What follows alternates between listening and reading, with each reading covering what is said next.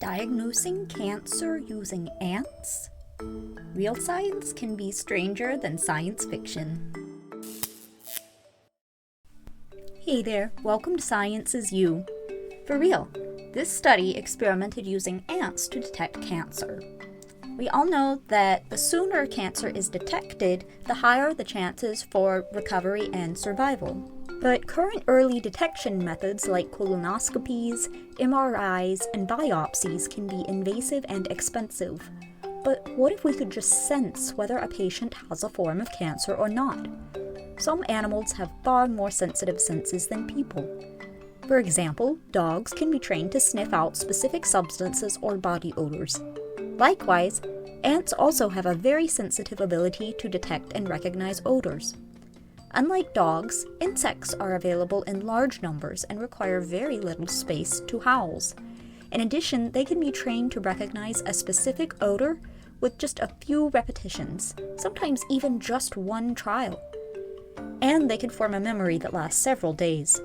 Here, the authors of this research paper attempted to train ants to identify the presence of cancer from urine samples of mice. 12 female mice were used in the study. Tumor cells from a human patient with triple-negative breast cancer, an extremely aggressive and difficult-to-treat type of cancer, were implanted in half of the mice. This technique, where human cells are implanted into a mouse, is called a xenograft.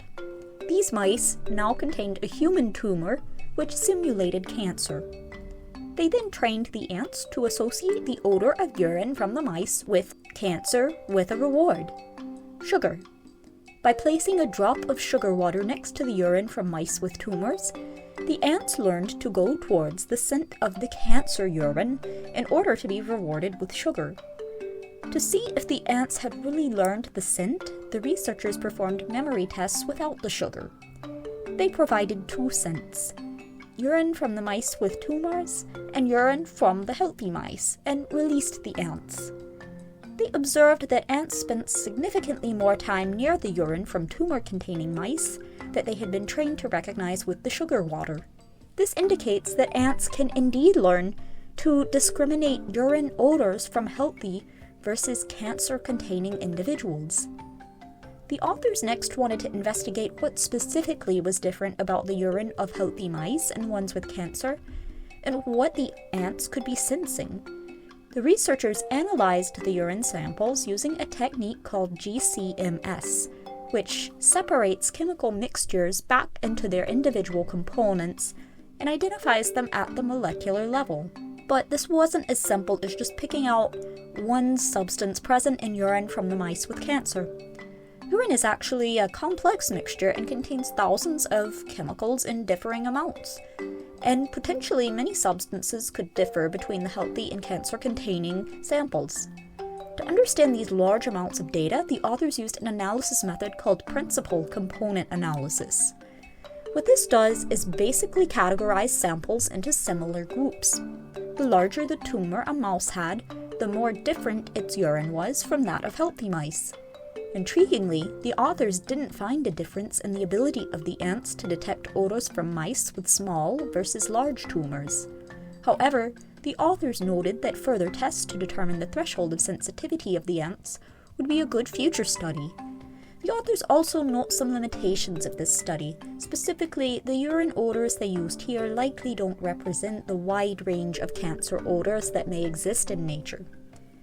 The cancer-bearing mice here were raised in the same controlled laboratory settings, and factors like age, diet, or stress may contribute to urine odor. Future work might explore the ability of ants to discriminate cancer odors from a wider array of individuals. Also, this paper brings up the possibility of training ants to recognize specific types of cancer, such as ovarian versus breast cancer. Wait, but how useful could this research actually be in a clinical setting? So, the authors found that training a single ant only takes about 10 minutes, and a minimum of 24 ants was needed to be statistically sure that a sample was from a mouse with cancer or not. They proposed using 2 tests per patient as a hypothetical clinical example: patient sample versus known cancer sample, and patient sample versus healthy urine sample. The preference of the ants for the patient sample over the healthy sample, for example, would indicate the presence of a tumour, whereas the preference of ants for urine of a known cancer sample over the patient would suggest the patient is tumour-free. However, the inability of the ants to distinguish between these two would indicate the patient does have cancer. If the results of these tests don't agree, the tests would have to be repeated. The authors propose the agreement of these two tests might eventually be used to indicate the need for further diagnostic evaluation. However, the authors emphasize that their method needs further study using different cancer samples and urine samples from humans before it would be suitable for use in actual clinical settings. This study was a proof of principle, meaning that the authors found the idea of using ants to detect cancer has potential. What do you think? Would you ever consider basing your health decisions, at least partially, on ants? Share in the comments. If you enjoyed this video, please do subscribe to help this channel get off the ground. And remember,